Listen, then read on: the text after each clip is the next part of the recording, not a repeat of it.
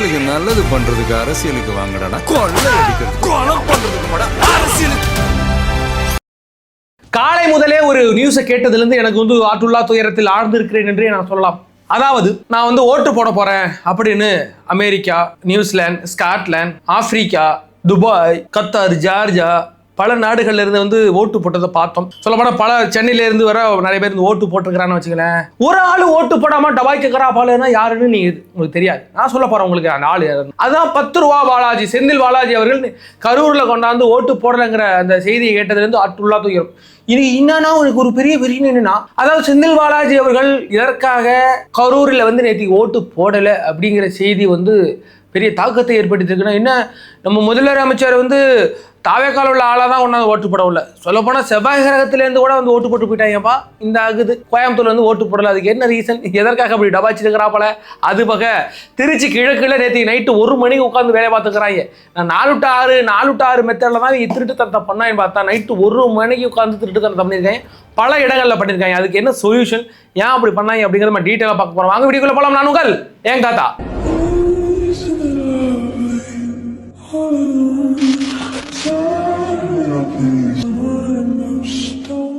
எங்களோட வீடியோக்களை பாருங்க, எங்கள் சேனலில் சப்ஸ்கிரைப் பண்ணி வச்சுக்கிடுங்க, லைக் பண்ணுங்க, ஷேர் பண்ணுங்க. அதுபோக கமெண்ட் செக்ஷனில் நாங்கள் ஒரு லிங்க் கொடுத்துருப்போம், எங்களை தொடர்பு கொள்ள அப்படின்னு. அதில் வாட்ஸ்அப் சேனல் இருக்கும், அதில் போயிட்டு நீங்கள் ஜாயின் பண்ணிடுங்க. வாட்ஸ்அப் சேனல் தான், அது குரூப்பு கிடையாது. உங்களுடைய நம்பரு எந்த டீட்டெயிலும் தெரியாது, ஒரு சேனல் அவ்வளோதான். என்னட்டா எங்களுடைய வீடியோக்களை அங்கே அதில் கொண்டா போடும். சரி, அதாவது செந்தில் பாலாஜி ஏன் கரூரில் வந்து தன்னுடைய வாக்கை பதிவு செய்யவில்லை? அதாவது எங்கேயே இருக்கிற ஒரு ஏழை குடும்பத்தில் உள்ள கோயம்புத்தூர்ல இருந்து வர்றான் நம்ம ஓட்டு போடணும். இந்த கீழாம்பாக்கத்துல இருந்து, சென்னையில இருந்து அவ்வளவு பேர் வராங்க. இவர்கள் எல்லாம் ஓட்டு போடணும் வர்றாங்க. இல்ல நீங்க ஒரு முன்னாள் அமைச்சர், இப்போ ஒரு எம்எல்ஏ கேண்டிடேட், இன்னாத்துக்கு கரூர் பக்கம் வரல, கரூர்ல வந்து உங்களோட ஓட்டா போடல அப்படின்னு பார்த்தீங்கன்னா அதில் ஒன்று தான் இருக்குது. செந்தில் பாலாஜியை கரூரில் யாருக்கும் பிடிக்கல. நீ தான் அந்த அத்தனை பேரையும் கொன்ன, 41 பேரையும் கொன்னது நீ தான்ற மக்கள் மனசில் ஒரு பெரிய தாக்கத்தை ஏற்படுத்தியிருக்கு. இன்றைக்கி 2வது இடம் வீரபாண்டிக்கு பிறகு கரூரில் தான் 91% மேலே வந்து ஓட்டு பதிவாயிருக்குன்னு நம்ம பார்க்குறோம். அந்த மக்கள் வீறு கொண்டு எழுந்து இன்னும் அவங்க மனசில் எவ்வளோ வலி இருக்குது அப்படிங்கிறத நம்ம பார்க்குறோம். அதுதான் எனக்கு எங்கே ஜெயிக்கிறீங்களோ தொக்குறீங்களோ அதெல்லாம் தெரியாது டிவிக்கு. எனக்கு கரூரில் மதியழகன் வரி ஜெயிக்கணும். அந்த பர்சன் மதியழகன்ற அந்த மாவட்ட செயலாளர் இருக்காருல்ல, அவர் பட்ட வழி இருக்குல்ல, அவர் மேலே தூட்டின அந்த கெட்ட பேர் இருக்குல்ல, அதை தாங்கிட்டு மனுஷன் நிற்கிறாப்புல. அதனால விஜய் அவர்களை அதே இடத்துல கொண்டு நிப்பாட்டினாப்புல. இந்த ஓடுகாலி செந்தில் பாலாஜி அங்கே ஓடி போனாப்புலன்னு வச்சுக்கிறேன். அதனால அந்த பயத்தினால செந்தில் பாலாஜி இங்கே வரலை. செந்தில் பாலாஜி கரூர் பக்கம் வரதுக்கே அவருக்கு வந்து ஒரு யார் முகத்தையும் பார்க்க அவருக்கு பிடிக்கல. ஏன்னா எல்லாரும் திட்டுறாங்க, என்ன நான் தான் இருக்கேன், நான் தான் அந்த 40 பேர் கொன்னங்கிறது மக்களுக்கு தெரிஞ்சு போச்சுன்ற அந்த பயத்தில் கரூர் பக்கம் வரல. இதுக்கு காலகாலத்துக்கு வரமாட்டார். ஏன் சொல்லுங்க பார்ப்போம். அவர் தான் தோக்க போறாருல்ல, நம்மளால அங்கே ஜெயிக்க போறாப்பல, அவர் தோக்க போறாப்பல. தோத்தது பிறகு அரசியல் அனாதையாக இன்னைக்கு எப்படி சுற்றி ஒளிஞ்சு ஓடிக்கிட்டு இருக்கீங்களோ, கரூர் பக்கமே வராமல், அதே மாதிரி கரூர் பக்கமே வராமல் வாழ்நாள் முழுக்க உங்களுக்கு மிகப்பெரிய தண்டனையை, ஒரு அரசியல்வாதியை அனாதை அரசியல்வாதியாக மாற்றுவதா. இன்னைக்கு பல அரசியல் தலைவர்கள் இன்னைக்கு அதே மாதிரி அரசியல் அனாதைகளை பார்க்குறோம். சொல்லப்போனால் நம்மளுடைய வைகோ எப்படிப்பட்ட ஆளுன்னு தெரியும். சேராத இடம் சேர்ந்து வஞ்சத்தில் வீண்டாய ஐயா வைகோ ஐயா. இது எந்த நிலைமைக்கு தள்ளப்பட்டிருக்கிறாரு. 1993 வைகோ தான் தமிழ்நாட்டை ஆள போகிறான் அப்படின்னு இந்த உலகமே பேசுனுச்சு. இன்னைக்கு மன்னிப்புகள் கனிமொழிட்ட மன்னிப்புகள் கனிமொழிட்ட மன்னிப்புகள்னு சட்டமன்றத்தில் நாடாளுமன்றத்தில் கூவினார் தெரியும், ஞாபகம் இருக்கா? அப்படிப்பட்ட நிலை இன்னைக்கு செந்தில் பாலாஜிக்கு வந்து கொண்டிருக்கிறது. அதற்கு பிறகு இந்த திருச்சி கிழக்குல வாக்குலாம் முடிஞ்சிச்சு கொண்ட 1 மணிக்கு இவனுங்க உள்ள போய் உடச்சி இருக்கிறானுங்க. அந்த வீடியோஸ் எல்லாம் நம்ம பார்த்துருப்பீங்க.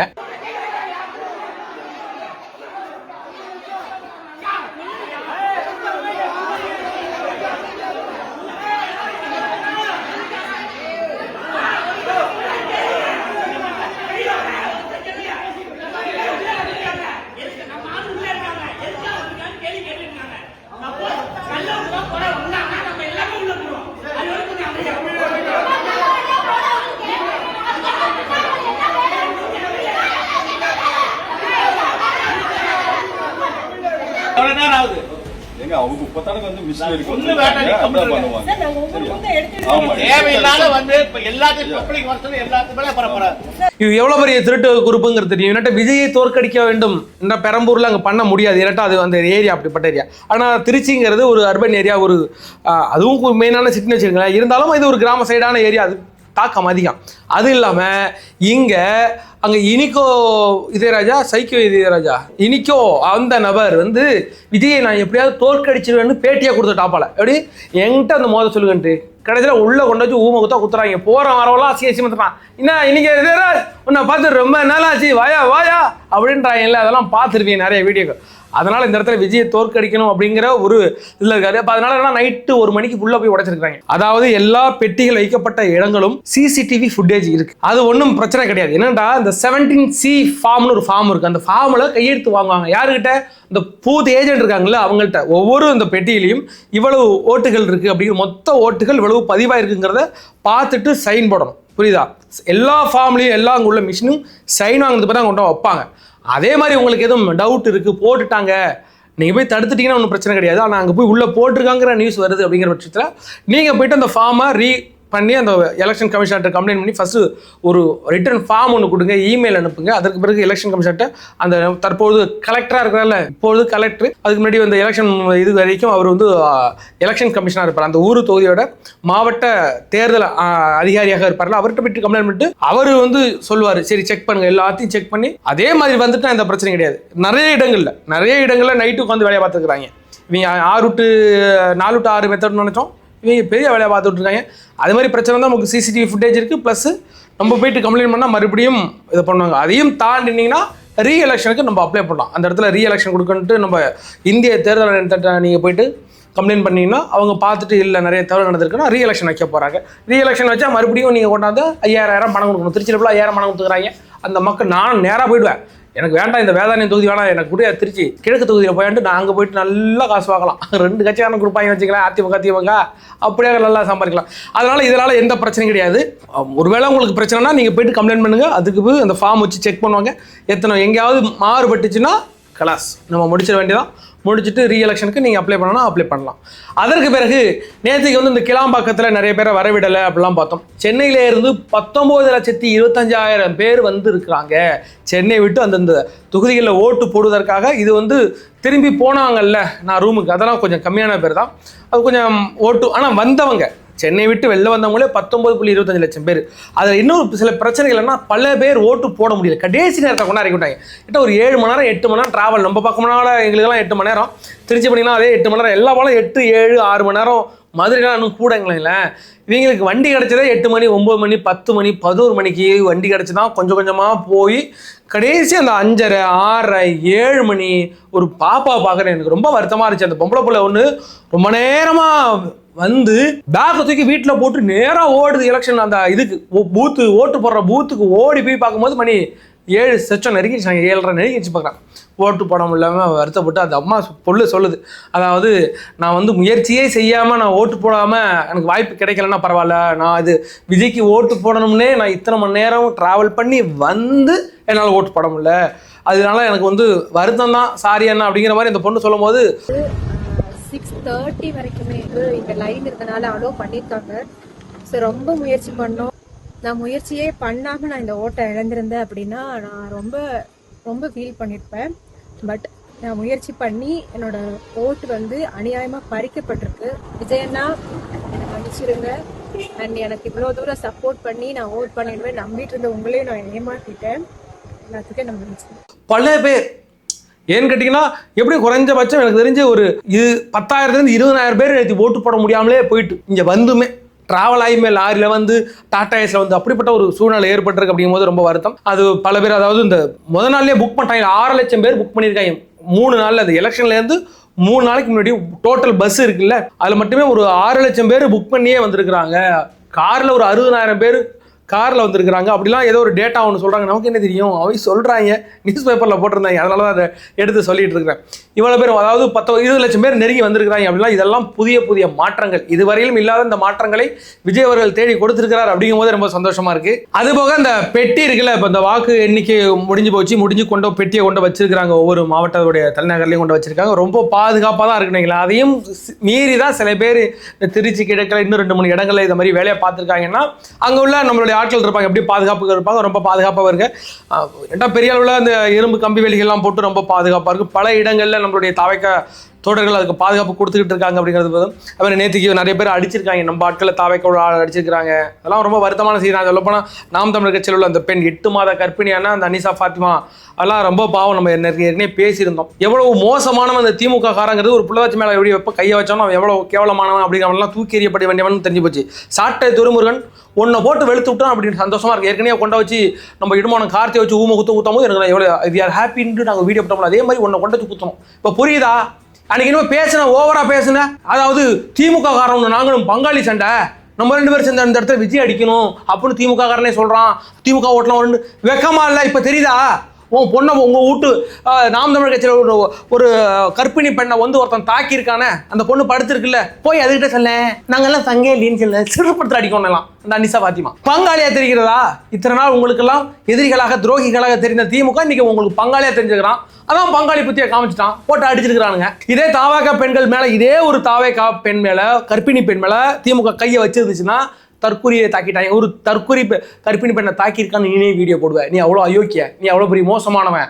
ஏற்கனவே நம்முடைய திருச்சி கிழக்கில் வாக்கு சேகரிக்க போன பெண்களை வந்து ஒரு 5 ஆள் வந்து அவட்ட அடிக்கி விட்டு வரட்டினப்ப இதே சந்தோஷமா நீ வீடியோ போட்டவன் தானே. தற்கொலை பெண்களை வந்து ஒருத்தன் வந்து அங்கே உள்ள ஒருத்தன் யோக்கியம் இருந்திருக்கிறான், தற்கொலை பெண்களை அடிச்சிருக்கிறான்னு சொல்லி நீ வீடியோ போட்ட ஆள் தானே.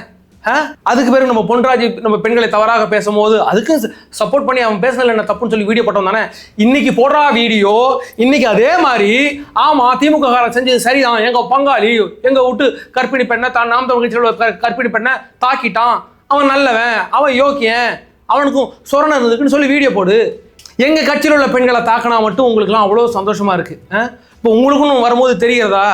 எந்த கட்சியில் உள்ளதாலும் சரி, ஒரு பெண்ணின் மீது ஒருவன் கையை வைக்கிறான்னா, ஒரு பெண்ணை ஒருவன் தவறாக சித்தரிக்கிறான் என்றால் அதை நீங்கள் வந்து எப்படி சப்போர்ட் பண்ண முடியுது உங்களால்? இன்னைக்கு முன்மட்டம் முன்னாடி வந்தால் பின்னாடி உள்ள மட்டம் அடுத்து கீழே விழ போகுது. அதுதான் இப்போ இன்னைக்கு எங்களுக்கு இன்னைக்கு இந்த நிலம் நடந்துச்சு இல்லை, இன்னைக்கு உங்களுக்கு நடந்துகிட்டு இருக்கு. ஆனால் எங்களால் வேடிக்கை பார்க்க முடியாது, புரியுதா?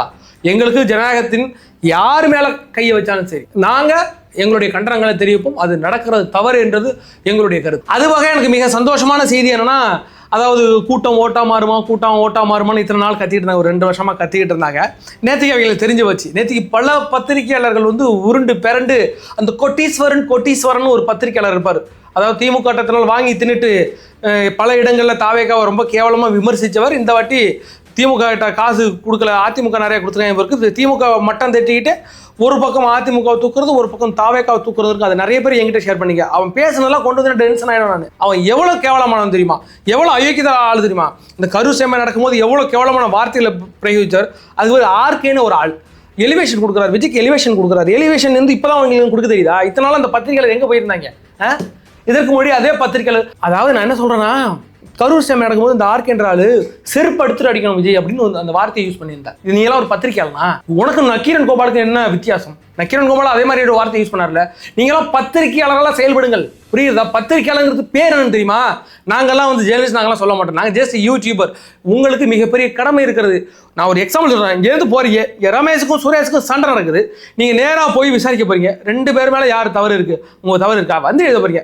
இவர் இந்த வார்த்தையை பேசினார், இந்த வார்த்தையை அவருக்கு ட்விஸ்ட் ஆனிச்சு, அதனால இவர் அடித்திருந்தார் அப்படின்னு படிக்கும் போதே எங்களுக்கு யார் மீது தவறு இருக்குதுன்னு. ஆனால் உங்களுக்குன்னு ஒரு அஜெண்டா, உங்களுக்குன்னு ஒரு அஜெண்டா வச்சுக்கிட்டு, உங்களுக்கு ஒரு பொலிட்டிக்கல் வச்சுக்கிட்டு எங்கள்கிட்ட நரேட்டிவ் நீங்கள் செட் பண்ணிட்டு இருக்கீங்க. இது இப்படி நடந்திருக்கும், ரமேஷ் கிட்ட காசு வாங்கிட்டு சுரேஷை பற்றி தப்பாக பேசுறது, சுரேஷ் கிட்ட காசு வாங்கிட்டு ரமேஷ் கிட்ட தப்பாக பேசுகிற மாதிரி இந்த திமுக காசு வாங்கிட்டு டிவிக்கு பற்றி தப்பாக பேசுறது, அதிமுக காசு வாங்கிட்டு டிஎம்கே பற்றி தப்பாக பேசுறது. உங்களை மாதிரி அயோக்கியர்களை நாங்கள் எங்கள் வாழ்நாளிலே பார்த்ததில்ல.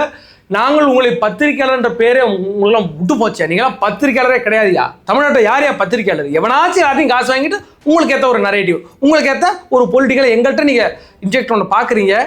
எங்கள் டிவி கேக்குன்னு நாங்கள் செட் பண்ணுறதா நரேட்டிவ். இத்தனை நாள் அப்படி தானே இருந்துச்சு.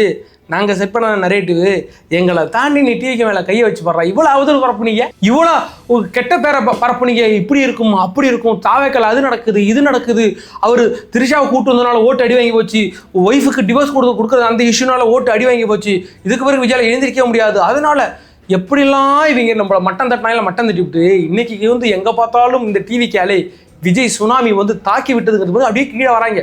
என்னங்க நாங்கள் எதிர்பார்த்ததை விட அதிகமான ஓட்டு சதவீதம் கிடைக்கணும் அப்படிங்கிறது என்னால் சொல்லுது. ஒரு ஆள் போட்டிருந்தாப்புல டிவிகேக்கு வந்து 15% தான் தாண்டாதுங்க, 15% அதிகம் அப்படிங்கிறனால இப்போ போட்டுக்கிறாப்புல நான் நினைத்ததை விட அதிகமாக தான் இருக்கிறது. புரியுதா? நாங்கள் என்ன நரேட்டிவ் செட் பண்ணோம்னு. நாங்கள் செட் பண்ணுற நரேட்டுக்கு நீங்கள் வாங்கடா, நீங்கள் செட் பண்ண நரேட்டுக்கு நாங்கள் தூள் தூளாக கிளப்பிட்டு தான் இன்றைக்கி ஒரு சரித்திரத்தை படைத்திருக்கிறோம். அந்த சரித்திரம் மே 4ஆம் தேதி உங்களுக்கு புகட்டும். என்ன பாடத்தை புகட்டும்?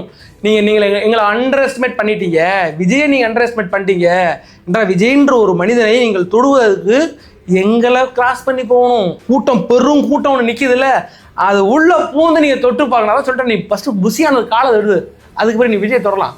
நீங்கள் புஷியானதுட்டே கூட நான் நெருக்க விட மாட்டோமே. அப்புறம் நீ விஜய் தொடர்றது அதுக்கு மேலே உள்ளதான் டிவிக்கே இருக்குது. உங்களால் ஒரு இதாக கூட ஒழுங்க முடியாதுங்கிறத நாங்கள் தெரிவித்துக் கொள்கிறோம்.